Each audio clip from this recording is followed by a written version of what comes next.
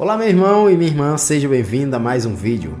Eu trouxe esse vídeo aqui porque achei que esse vídeo vai ajudar no crescimento de tua vida espiritual. E eu quero pedir que você já pegue esse vídeo e envie para alguém que você quer ver lá no céu. Assista esse vídeo até o final. Se você não é inscrito, já se inscreve no canal e no final do vídeo você vai deixar aqui o teu comentário do que você achou do vídeo, tá bom? Então, assista o vídeo até o final. Muito bom estar nesta boa terra. Apocalipse capítulo 1. Preocupe-se se há alguém próximo a você sem a Bíblia nas mãos, para que ele ou ela acompanhe o desenvolvimento do texto, da leitura do texto juntamente contigo, de modo que todos nós estejamos conectados. É muito bom também ter a certeza de que estamos no lugar certo, sim ou não? Você imaginar que você está no lugar que você realmente devia estar, isso é uma sensação muito boa. Aliás, é uma sensação muito ruim quando o contrário é a realidade. Quando você se encontra num lugar e chega à conclusão, eu não devia estar aqui, realmente você está no lugar errado. Então você conclui que você está perdendo o seu tempo e que a experiência não está sendo aquilo que você gostaria que fosse. Eu digo isso porque eu já estive num lugar errado. Eu falei, nossa, mas que perda de tempo. Eu me recordo uma vez, pela primeira vez quando fui a Israel, eu estava muito na expectativa de chegar ao Jardim do Getsemane, porque o Jardim do Getsemane, se você já leu em especial o que Ellen White diz a respeito do Jardim do Getsemane, é algo muito impressionante. O Jardim do Getsemane é o momento em que todos os pecados da humanidade caem, são depositados nos ombros de Cristo. E se você acha que o maior sofrimento experimentado por Cristo foi na cruz, engana-se. O maior sofrimento dele foi experimentado no Jardim do Getsemane. E por tudo que o Getsemane representa para a questão do plano da redenção, o momento que ele decide seguir e beber o cálice até o fim, eu queria muito chegar no Jardim do Getsemane. Eu estava muito eufórico, era a primeira vez que eu estava lá, e o momento de expectativa, a ansiedade era muito grande. Eu estava liderando uma caravana, aproximadamente 50 pessoas estavam comigo, e todos os lugares que nós parávamos, nós fazíamos uma meditação bíblica, uma reflexão, à luz do contexto onde nós estávamos, e a minha maior expectativa era chegar no Jardim do Getsemane. E de repente, quando a gente invadiu o Monte das Oliveiras, chegamos ali com a caravana, estávamos todos ali. Eu não sei te explicar, acho que a emoção tomou conta de mim, e eu achei que chegando no Monte das Oliveiras, eu havia chegado no Jardim do Getsemane. O Jardim do Getsemane fica no Monte das Oliveiras, mas o Monte das Oliveiras não é o Jardim do Getsemane. O Jardim do Getsemane é parte do monte. E quando eu ouvi, estamos, por parte do guia, estamos aqui no Monte das Oliveiras, imediatamente eu me emocionei. É o Jardim do Getsemane. E eu abri a Bíblia, mandei o povo parar e comecei a pregar e contei a história, expliquei o contexto, me emocionei, chorei, todo mundo chorou. O guia olhou para mim, está chorando por quê, pastor? Eu falei, porque eu estou no Jardim do Getsemane, mano. Não, pastor, aqui é o Monte das Oliveiras, o Jardim do Getsemane é lá embaixo. Então o senhor espera, por gentileza, para chorar no lugar certo. Realmente é um lugar emocionante. Aí quando nós chegamos no Jardim do Getsemane, tudo que eu tinha que falar eu já falei lá no Monte das Oliveiras, tudo que tinha que chorar eu já chorei lá em cima. Aí o que reservou para nós naquele momento foi só sorrisos e abraços para desfrutar aquele momento. A sensação de estar no lugar errado é horrível, mas enfim, eu quero só te fazer uma afirmação nessa manhã: você está no lugar certo. Nesse momento você está na casa do Senhor, que é a casa de oração para todos os povos. E eu quero só te fazer uma pergunta para que você expresse a sua convicção. Você acredita de verdade que está neste momento no lugar certo? Diga amém. Eu também creio. Estou no lugar certo, no centro da vontade de Deus. Em nossas mãos nós temos o privilégio de ter a palavra dele, que tem poder, que não volta vazia. E nós vamos começar analisando alguns versículos de um capítulo de Apocalipse que eu sou particularmente apaixonado, o capítulo 1. E até o término desta mensagem você vai descobrir porque eu sou apaixonado pelo capítulo 1 do livro do Apocalipse. Eu começo lendo contigo a primeira frase do capítulo 1, quando João, o autor do livro, nos declara o seguinte: revelação de Jesus Cristo, Você está diante de um Deus que deseja se revelar a você. Você está diante de um Deus que deseja se fazer conhecido a você.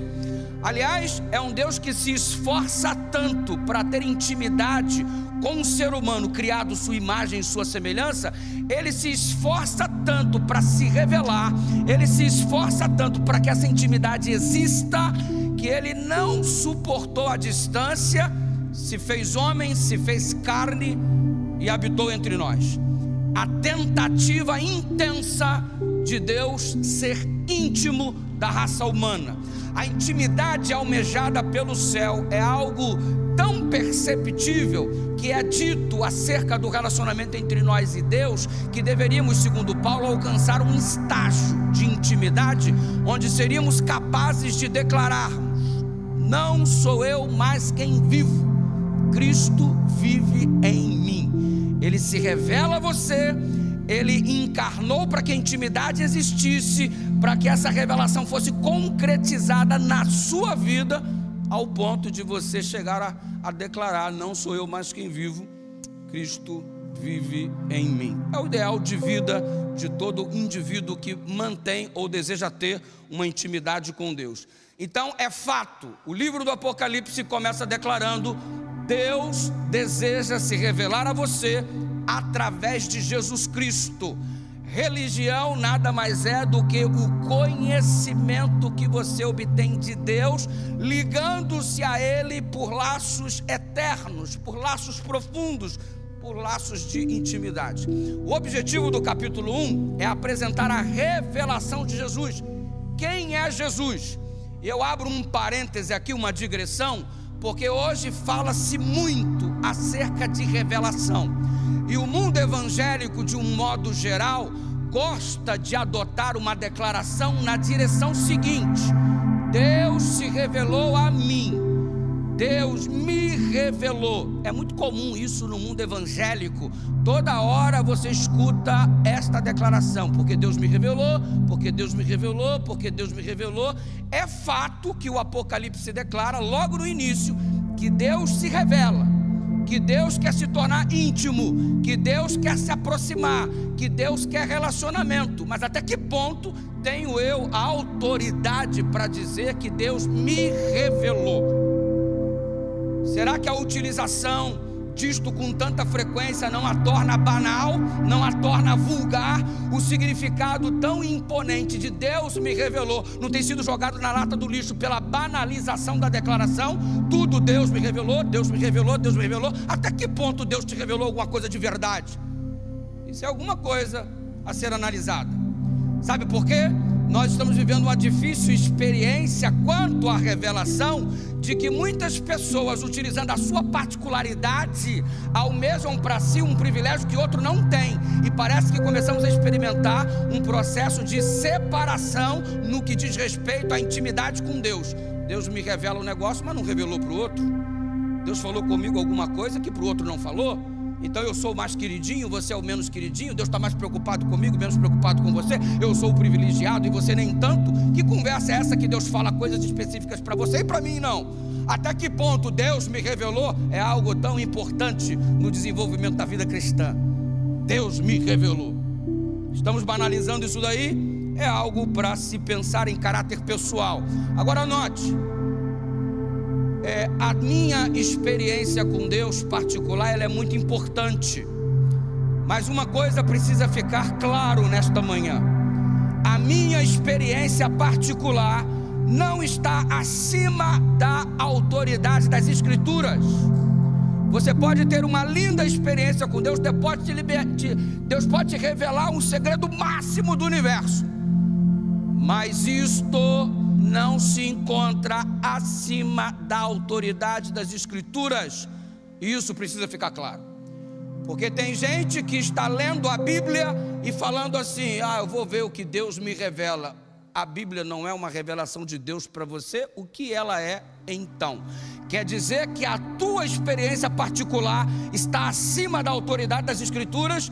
Eu já tive algumas experiências acerca disto, porque me convidaram para estudar a Bíblia com um pastor pentecostal, e nós fizemos uma bateria de estudos, o assunto único, a saber, o sábado. Falamos sobre o sábado, decorremos acerca deste assunto ao longo das Escrituras Sagradas por algumas semanas. E ao término do nosso assunto, quando se esgotou o nosso debate, os nossos encontros, o pastor me disse: olha, eu acho que você realmente tem razão, o sábado de fato é o dia do Senhor, de fato está explícito na Bíblia, mas agora eu vou orar ao Senhor para que Ele me revele se eu tenho que guardar este dia ou não. Eu virei para ele e disse: pastor, desculpa, eu não tenho mais conversa contigo, nós não nos encontraremos mais, porque se a tua experiência particular está acima das Escrituras Sagradas, nós estamos num caminho muito perigoso. A tua experiência com Deus eu respeito, a tua intimidade com Deus deve existir, mas se você coloca a sua intimidade, sua experiência particular acima das Escrituras Sagradas, cuidado, porque você pode estar achando que Deus está te revelando alguma coisa, quando na verdade é o próprio inimigo que anda falando contigo, e você está tomando isso como revelação divina. Deus jamais nos direcionará para um posicionamento contrário às Escrituras Sagradas, e agora estamos no mundo onde banalizaram a revelação de Deus. Deus me revelou, Deus me revelou. Deus te revelou o quê, meu filho? Você come de modo exacerbado a noite toda, dorme mal pra caramba, tem um sonho todo atravessado, resultado da tua intemperância, e de manhã Deus te revelou alguma coisa. Pelo amor de Deus. Eu estava pregando em uma igreja numa capital aqui do Brasil.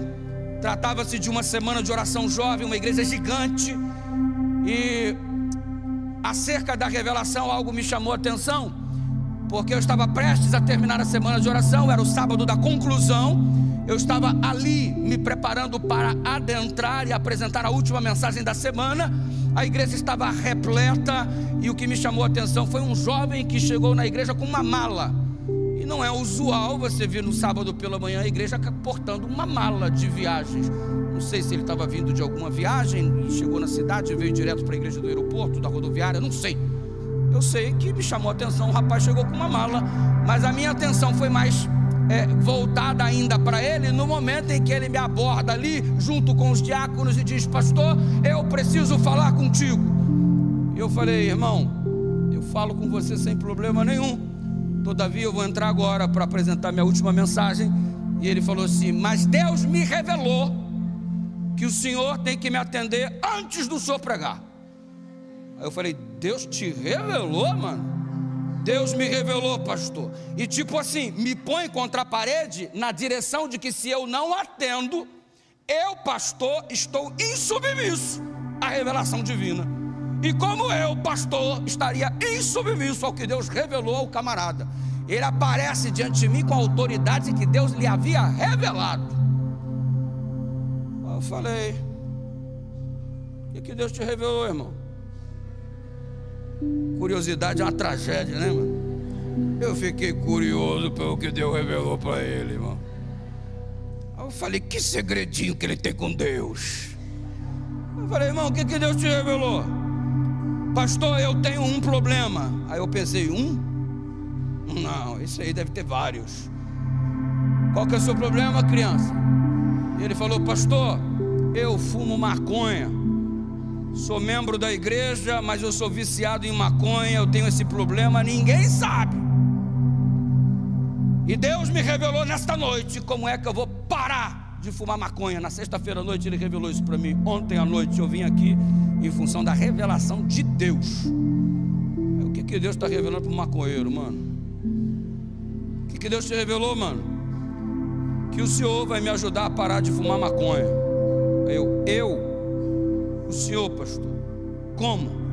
Deus me revelou essa noite de que eu vou mudar da minha casa para a sua casa. Eu vou morar com o Senhor e já trouxe a mala. Ao término do culto, sob a revelação de Deus, estarei indo para a sua casa. Ah, mano, Deus ia ter que revelar isso, não era nem para mim, mano, era para minha mulher, mano. Vou te falar, na minha casa tu não vai entrar não, irmão. Nem com toda a autoridade do evangelho tu vai entrar na minha casa. E na moral, você não recebeu a revelação divina não, tu recebeu a revelação da maconha. Então, nós vamos arrumar um tratamento para você. E a gente providenciou para que ele fosse conduzido a um centro de reabilitação. E é um jovem que está voltando ao ponto de equilíbrio. Mas agora, que processo é esse de tratar a revelação dessa forma? E aí é o seguinte: a pessoa tem um delírio, utiliza isso como revelação e ainda utiliza isso acima das escrituras sagradas, ao ponto de você discutir com um jovem que está num relacionamento nocivo, prejudicial. A vida da menina está se acabando porque está misturada com quem não presta. Ela alega para mim diante de um conselho pastoral que eu amo, pastor, eu amo, ela está se acabando. E depois, quando a gente chega a ponderação de que o rapaz realmente não vai contribuir para o crescimento saudável de um relacionamento familiar que possivelmente vai ser estabelecido, uma família que vai se formar, ela vira para mim e diz assim: pastor, eu vou orar ao Senhor para saber se esse rapaz é ou não da vontade dele. É sério que tu está orando para Deus te dizer alguma coisa que já está revelado? É sério que tu está pedindo para Deus te revelar o que Ele já falou? Por acaso Deus vai ficar chovendo no molhado? Eu vou tentar entender se o sexo antes do casamento é da vontade de Deus. Vou orar ao Senhor, porque afinal de contas o amor justifica tanto. Eu amo tanto a minha namorada, eu amo tanto o meu namorado. Não é possível que Deus não vai outorgar a aprovação dele, porque meu sentimento é genuíno. Então eu vou orar ao Senhor para que Ele me revele se eu continuo ou não na vida que estou. É sério que o teu relacionamento com Deus, a tua suposta intimidade está acima das escrituras sagradas, e você acha que você está num caminho seguro? Você acha que você está num caminho confortável? Para onde que você acha que esse seu posicionamento vai te levar, se não a derrocada espiritual? A revelação de Jesus Cristo, a revelação da vontade de Deus expressa na Bíblia. Se você não for submisso a isto, você está num caminho perigoso, você está num caminho de perdição. Não é o que Deus te revela em particularidade, contradizendo as escrituras, que se constitui a verdade para a tua vida, irmão. Deus não vai revelar algo contrário àquilo que Ele já revelou. Ou você crê na autoridade das escrituras sagradas, ou desculpa, você não tem condições de ser membro da Igreja Adventista do Sétimo Dia, porque esta igreja professa a autoridade da palavra. É o claro assim diz o Senhor. Quem concorda com isso, diga amém. Porque caso contrário, onde é que nós vamos parar se a Bíblia deixar de ser a nossa autoridade? Aí porque Deus revela um negócio para você, aí revelou para o outro, aí revelou para o outro, revelou para o outro, revelou para o outro, e todas as revelações se contradizem.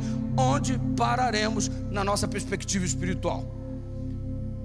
E aí a Bíblia diz: revelação de Jesus Cristo. E como Jesus se revela para nós nesta manhã? O Apocalipse capítulo 1 dá-nos a evidência, faz-nos a explícita proposta da revelação do céu. Note, por exemplo, que antes de Jesus se revelar, Ele apresenta uma saudação. Deus é um gentleman, Ele se aproxima e te dá uma saudação. E qual é a saudação do céu? De acordo com as escrituras sagradas, é dito: graça e paz, versículo 4. Graça e paz da parte daquele que é, que era e que há de vir, Deus o Pai. Graça e paz da parte dos 7 Espíritos, plenitude do Espírito Santo. E graça e paz da parte de Jesus Cristo. E na sequência você tem a revelação de Jesus Cristo, fiel testemunha, primogênito dos mortos, príncipe dos reis da terra, aquele que nos ama, quem seu sangue nos lavou os pecados. E Jesus se apresenta, Jesus se revela depois de lhe saudar, dizendo: graça e paz. Então, se eu pergunto nessa manhã para a Igreja Adventista de Botafogo qual é a saudação do céu para você nesta manhã, você diria graça e paz, porque é o que a Escritura nos coloca de modo explícito. Mas mesmo assim eu vou te perguntar, já te dando essa dica, essa cola muito extraordinária, e presta atenção que vai cair no Enem: qual é a saudação de Deus para a sua igreja? Mas fala para me convencer, pelo amor de Deus. Qual é a salvação de Deus para a sua igreja? Por quê que Deus me dá este tipo de saudação? Por que ele não fala simplesmente bom dia? Por que ele não fala feliz sábado? Oi, como vai? Tudo bem? E aí, tranquilo? Por que ele não falou Maranata? A saudação de Deus para mim, graça e paz.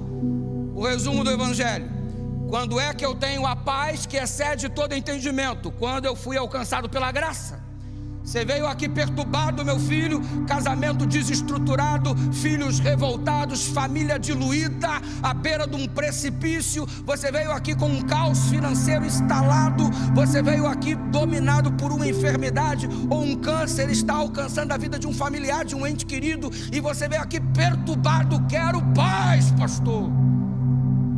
Só tem a paz quem é alcançado pela graça. Não há paz desvinculada da graça de Deus. O céu te saúda dizendo: te dou a minha graça para que você tenha paz. Paz é consequência de ser alcançado pela graça. Paulo declarou isso: sendo pois justificados pela fé, graça, temos paz com Deus. E a paz no conceito bíblico não é ausência de problemas ou de perturbações. A paz não é ausência de conflito. É paz mesmo em meio ao conflito. É ter paz mesmo diante do câncer. É ter paz mesmo diante do caos financeiro. É ter paz mesmo diante dos desdobramentos ruins que a família enfrenta. É ter paz mesmo diante do assalto. É ter paz mesmo no mundo de corrupção. É você saber que tudo isso é passageiro e que o final vai terminar do jeito que ele anunciou, e este final está muito próximo, em nome de Jesus. Agora, para ter essa paz, você precisa experimentar a graça. E o que é a graça? A graça eu poderia definir rapidamente, em poucas palavras, como sendo aquilo que precisamos, não o que merecemos. O que é a graça de Deus? É Ele nos tratar do modo como nós precisamos e não do modo como nós merecemos. O que eu mereço? O salário do pecado é a morte. O que eu mereço? Morte. Eu sou pecador, consequentemente devo receber a premiação por isso: morte. A graça de Deus me proporciona o dom gratuito que é a vida eterna. O salário do pecado é a morte, mas o dom gratuito de Deus é a vida eterna. Eu merecia a morte, Ele me deu o que eu precisava: perdão, nova chance, vida eterna. Não merecia, mas preciso. E o que Deus faz comigo? Me trata com graça, me dando o que eu preciso, não o que eu de fato mereço como pecador que sou. Quando eu entendo o quanto sou amado por Ele, porque Ele me trata assim, o meu coração entra em paz. Eu me reconcilio com Ele. Eu achei que eu ia morrer eternamente, e Ele gratuitamente me concede a vida e o perdão em Cristo Jesus. Eu começo a entrar na atmosfera da paz. Eu estou me reconciliando com Deus.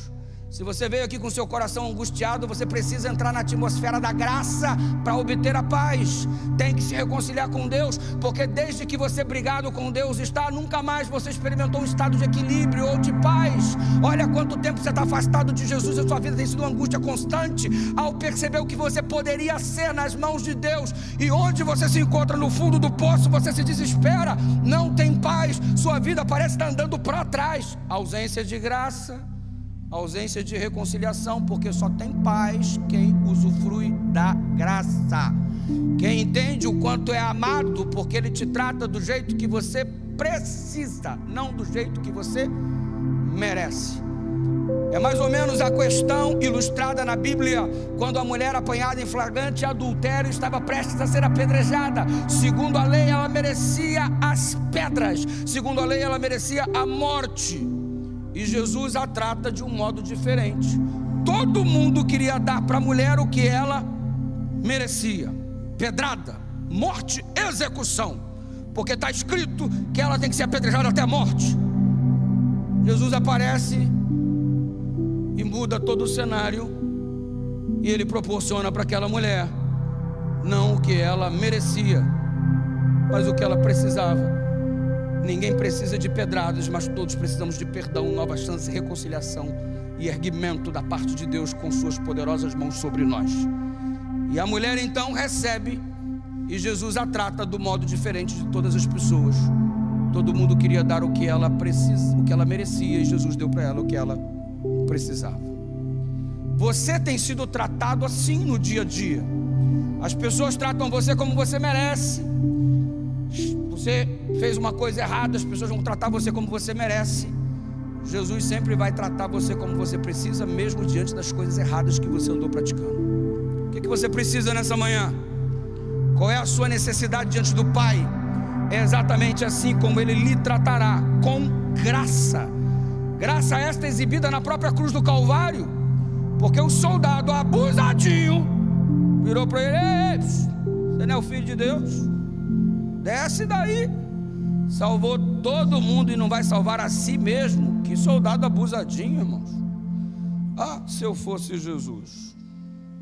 Gabriel, desce, Gabriel. Voo rasante do Gabriel. Fala, mestre. Fogo nele, Gabriel. Resolve. Já pensou? Dá para ele o que ele merece. E Jesus vira e diz: Pai, perdoa, porque não sabe o que faz. Merecia fogo, recebeu perdão. O que é isso? Graça. Tem explicação? Ninguém explica porque Deus é assim. Porque amor não se explica. Deus é amor. Aquele que não conhece a Deus, aquele que não ama não conhece a Deus, porque Ele é amor. Amor é graça. Graça não se explica, graça se aceita. Ele trata você como você precisa, não como você merece. E por isso que o céu lhe saúda nessa manhã. Deus Pai, Deus Filho, Deus Espírito Santo direcionando para você uma saudação. Ele não está dizendo para você feliz sábado nessa manhã. Ele está dizendo para você graça e paz, porque é tudo que você precisa na sua vida. E quem deseja tomar posse da graça e da paz, diga amém. Isso sim é a revelação de Deus para a gente. Ah, eu queria tanto que Deus revelasse alguma coisa para mim. Está aí, meu lindo. Deus está te revelando nessa manhã graça e paz. E se você não se apropriar disso, você então não terá se apropriado do Evangelho, porque isto é Evangelho. E na revelação de Jesus Cristo, Ele se expõe. E o versículo 5, Ele se apresenta para você dizendo: Jesus Cristo, Ele é fiel testemunha. Isso me chama a atenção, especialmente no contexto que nós vivemos. Antigamente a assinatura valia alguma coisa, antigamente a palavra valia alguma coisa, antigamente prezava-se um pouco mais pela questão de fidelidade. Hoje você é um indivíduo de outro planeta se você zelar pela felicidade, se você honrar a palavra. Estamos, parece que, marchando na contramão do mundo. O normal hoje é ser corrupto, o normal hoje é falar mentira, o normal hoje é ser infiel. E se você por acaso quer ser honesto, você é o ET. Se por acaso você quer ser fiel, honrar teu casamento, teu relacionamento, você parece um alienígena. Você é objeto de chacota, você é esculhambado pelos seus colegas de trabalho, você é caçoado nas redes sociais, porque você teve a oportunidade de ser infiel e não aproveitou. É o mundo que nós estamos vivendo. Um mundo que tem honrado a infidelidade, a ausência de palavra e compromisso. Este é o contexto que nós estamos vivendo. E Jesus se apresenta como sendo fiel.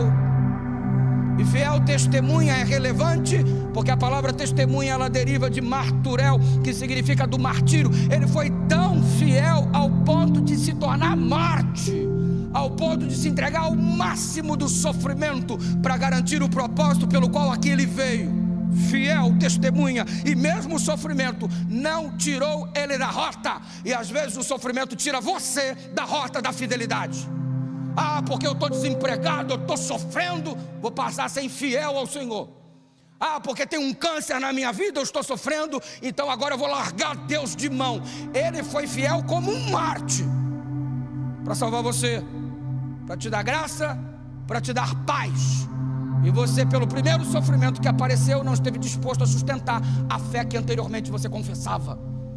Qual é a tua fidelidade que você expressa diante do Senhor, que no primeiro gole de cerveja você cai, no primeiro par de pernas você se desvirtua?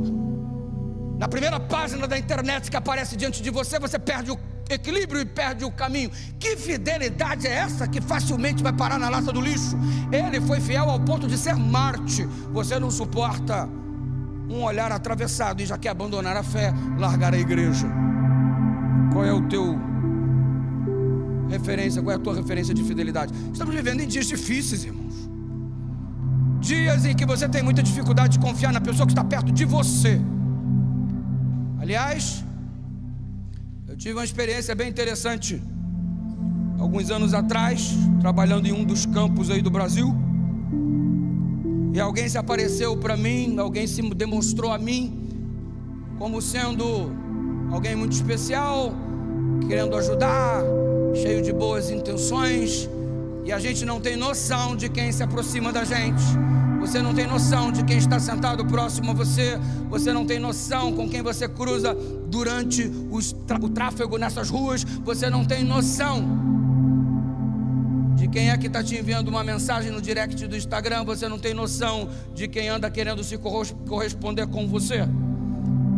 Não conhecemos as pessoas e temos hoje um cenário de grandes circunstâncias para desconfiarmos de todos. Está complicado confiar numa palavra. E sabe de uma coisa? Esse indivíduo chegou todo cheio de boas intenções, apresentou um discurso muito lindo, e ele falou: pastor, eu quero ajudar o desenvolvimento da missão dos jovens, eu quero apoiar, eu quero fazer uma doação. E ele ofereceu uma grande quantia em doação para que pudéssemos desenvolver um programa missionário para os jovens. Eu falei: não é todo dia que bate alguém na tua porta oferecendo um negócio assim não, mano. Todo mundo que se aproxima de mim é para pedir alguma coisa. Pastor, ora por mim, pastor. E agora na internet, com essa explosão de internet, tem mais de 320 mil seguidores. Mano, é pedido assim, pastor, me dá um computador. Pastor, me dá um vestido de noiva. Pastor, mano, eu sou Papai Noel agora. Então eu estou acostumado as pessoas se aproximarem para pedir de tudo que você imaginar.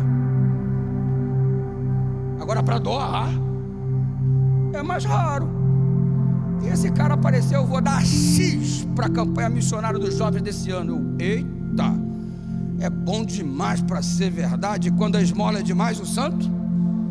E mano, liguei na hora pro pastor: pastor, quem é esse maluco que está aqui na minha sala?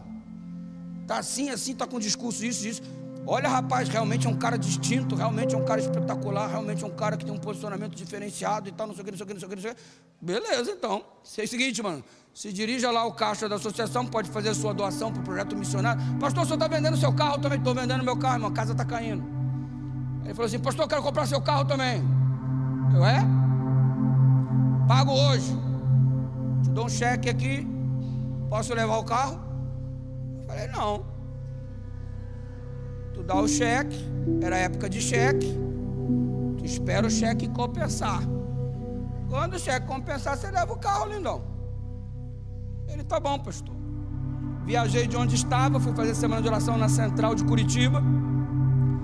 Estou fazendo a semana de oração na Central de Curitiba. Ele: pastor, o cheque não compensou ainda, mas pelo amor de Deus, eu tive imprevisto aqui, eu preciso muito do carro, pastor, me ajuda aí. Aí eu liguei para a esposa, o carro estava com ela. Ela virou para mim e falou assim: não entrega.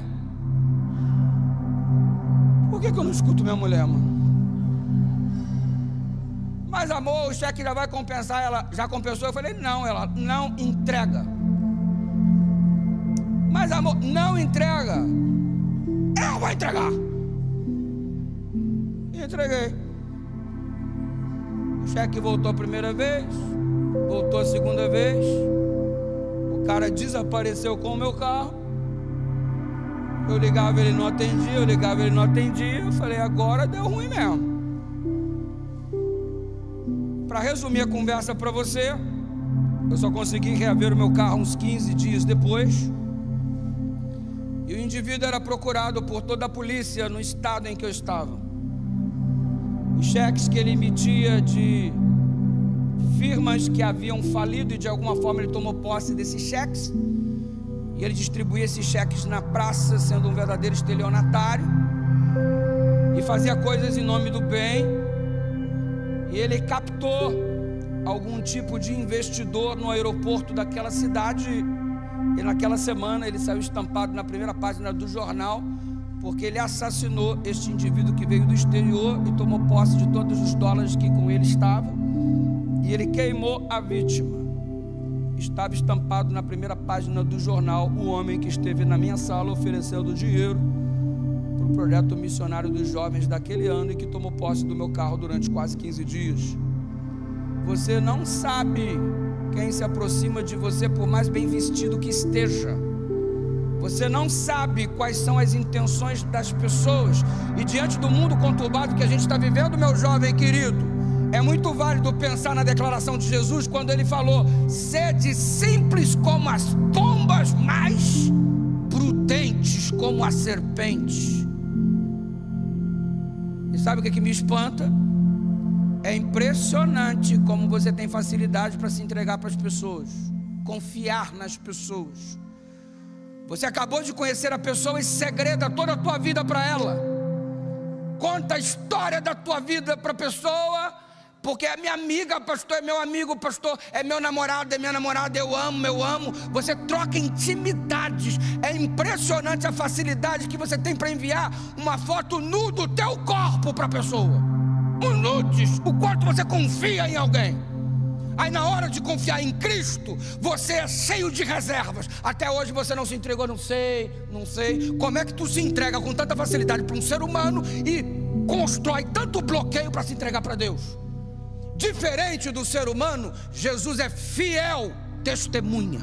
Nele a gente pode confiar, a gente pode e deve confiar.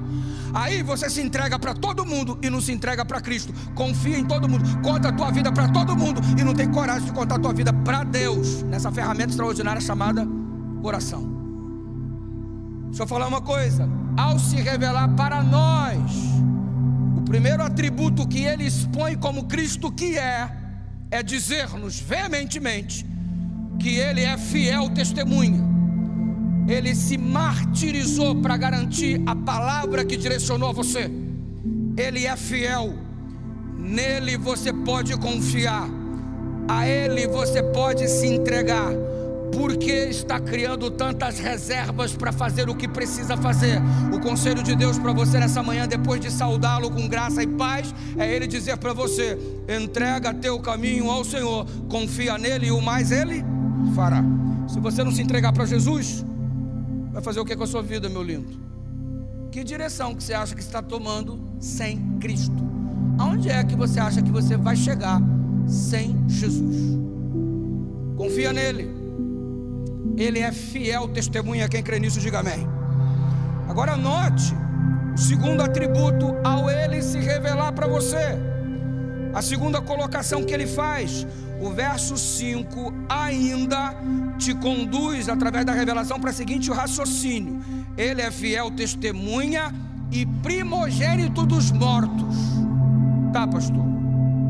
Que significa Jesus se revelar para mim como primogênito dos mortos? Te explico. A palavra primogênito no Novo Testamento aparece 7 vezes. Das 7, 2 apenas, Lucas 2 verso 7 e Mateus 1 25. Essas 2 únicas vezes fazem referência a filho mais velho, primogênito como filho mais velho. Mas a primogenitura na Bíblia não é atribuída somente na questão do filho mais velho. A primogenitura no contexto bíblico é definida como sendo um status de dignidade, alguma coisa que exibe superioridade, excelência de caráter, supremacia. Primogenitura na Bíblia tem mais que a ver com questão de destaque, supremacia, excelência, do que necessariamente idade. Tanto é que das 7 vezes, 5 vezes fazem referência nesta direção e apenas 2 na questão do filho mais velho, no Novo Testamento. Jesus é o primogênito dos mortos, porque foi o primeiro a morrer, o primeiro a ressuscitar. Ele não foi o primeiro a morrer, ele não foi o primeiro a ressuscitar, mas ele foi o primeiro a experimentar uma morte que, de modo geral, ninguém nunca experimentou. A morte que Cristo experienciou foi algo que nunca até então ninguém praticou. Morrer por toda a humanidade, ninguém nunca fez isso e ninguém nunca fará isso. Ele é o primogênito dos mortos. E ele apresentou uma superioridade em seu sacrifício, porque ele venceu a própria morte. Status de superioridade como primogênito dos mortos que ele é. E diante disso, Ellen White comenta no Desejado de Todas as Nações, na página 754, que ele surge como primícias dos mortos. Primícia. E ela, no decorrer do texto, ela caracteriza Jesus como molho movido. Molho movido, primícia dos mortos. Qual o significado disso? Se você olhar para a história do povo de Israel e as festividades, na Páscoa, usualmente, os primeiros grãos amadurecidos, eles eram recolhidos, um molho era construído e apresentado no templo. Este molho, em gratidão à colheita que se aproximava, era denominado de molho movido. Os primeiros grãos amadurecidos. A colheita só podia ser realizada quando o molho movido era apresentado. Uma vez que o molho movido foi apresentado, em gratidão a Deus, a colheita era liberada. Primeira coisa, molho movido. Ellen White diz que referente aos mortos, referente a Cristo como primícias dos mortos, como primogênito dos mortos, ele é o molho movido. O que isso tem a ver? É que ele experimenta a morte, experimenta a ressurreição, juntamente com ele ressuscitam alguma quantidade significativa de pessoas, de acordo com Mateus capítulo 27, do versículo 50 até o 53. Ele vai diante do céu com os primeiros que ressuscitaram com o resultado do seu sacrifício, e ele apresenta diante do Pai o molho movido, a amostra do que em breve vai acontecer. E diante do Pai, aqui, Pai, o resultado do meu sacrifício, estes aqui ressuscitaram junto comigo, eles são molho movido, a amostra da colheita. A colheita está marcada para a volta de Jesus. Ele virá nas nuvens do céu com poder e grande glória. Os mortos em Cristo ressuscitarão primeiro, nós os vivos seremos transformados, e ele colherá o fruto do seu sacrifício. Nós iremos para o céu, será a grande colheita. Não é à toa que o Apocalipse exibe ele voltando com uma foice para fazer exatamente a colheita. A amostra já foi apresentada, o Pai aprovou, ele é o primogênito dos mortos, ele é a fiel testemunha, está se revelando para você nesta manhã, através de graça, porque quer que você tenha paz. Quem crê nisso, diga amém. Você aceita o sacrifício de Cristo por você? Note a continuidade do texto para irmos para os finalmente. O capítulo 5 apresenta, o capítulo 1, verso 5, o apresenta como fiel testemunha, o apresenta como primogênito dos mortos, e agora ele fala que é príncipe dos reis da terra. Ele é príncipe dos reis da terra. E eu resumo essa característica de Jesus da seguinte direção.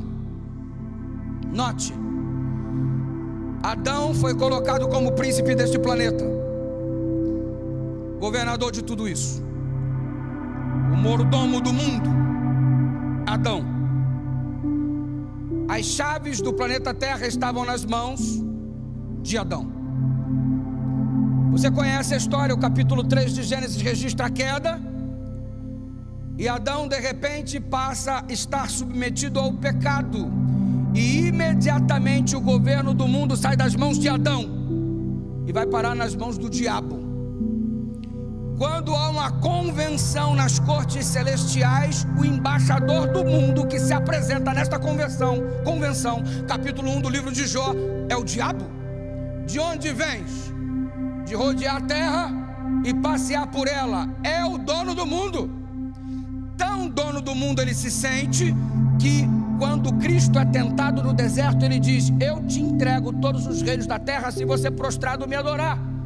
E Jesus mesmo declarou ele, o inimigo das nossas almas, como sendo, na verdade, o governador deste mundo, o embaixador deste mundo. Se você der uma olhada, por exemplo, no Evangelho de São João, capítulo 14, verso 30, Cristo faz essa declaração: ele é o príncipe do mundo. Agora o que acontece?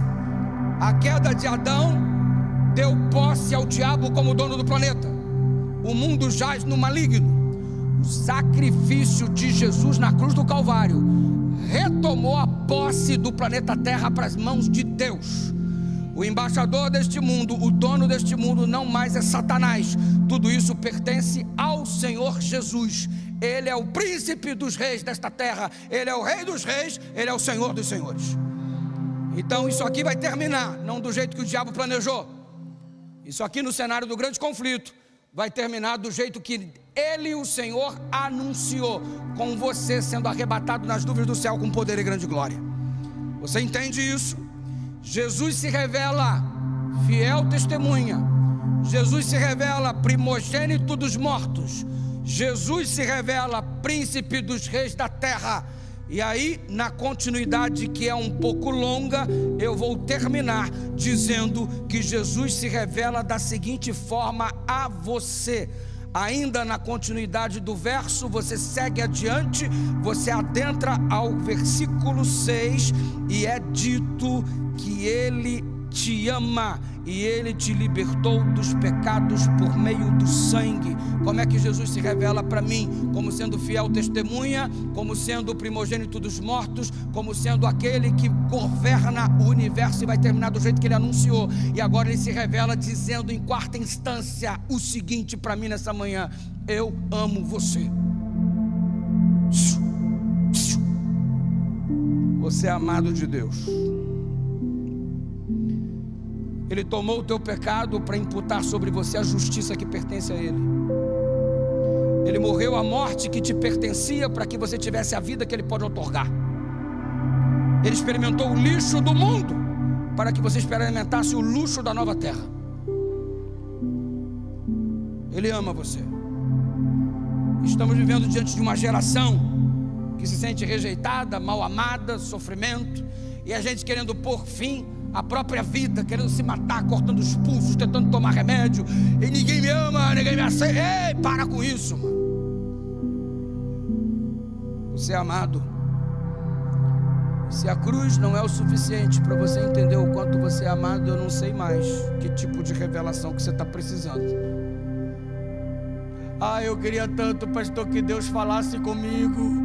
Se a cruz já não é Deus falando contigo o quanto importante você é, desculpa, você não entendeu nada do Evangelho.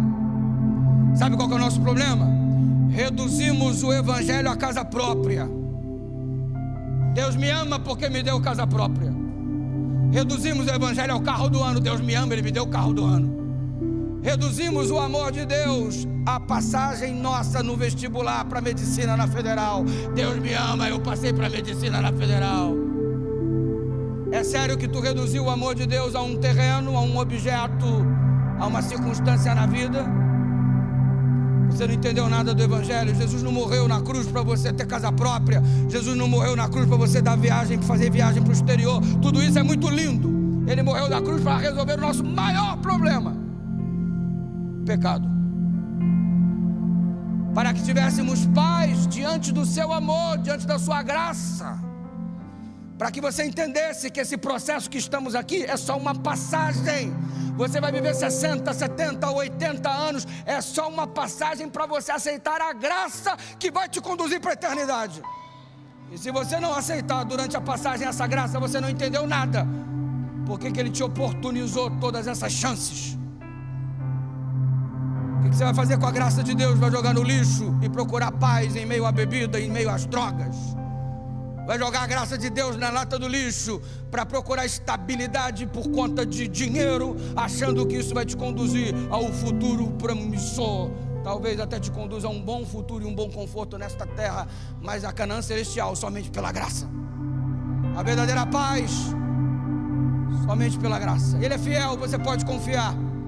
Ele experimentou uma morte diferente da de todos os seres humanos, para que você tivesse a sua conta paga, seu saldo quitado. E por pudesse com isso, pela graça, adentrar ao céu. E você não vai para o céu porque você é bonitinho, bonzinho. Você vai para o céu só porque Ele te ama, e só porque Ele te dá o que você precisa.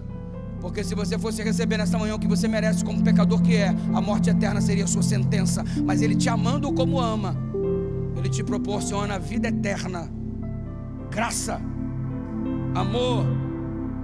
Então levanta essa cabeça, filhão. Levanta essa cabeça, lindona. Você é amado, você é amada pelo céu.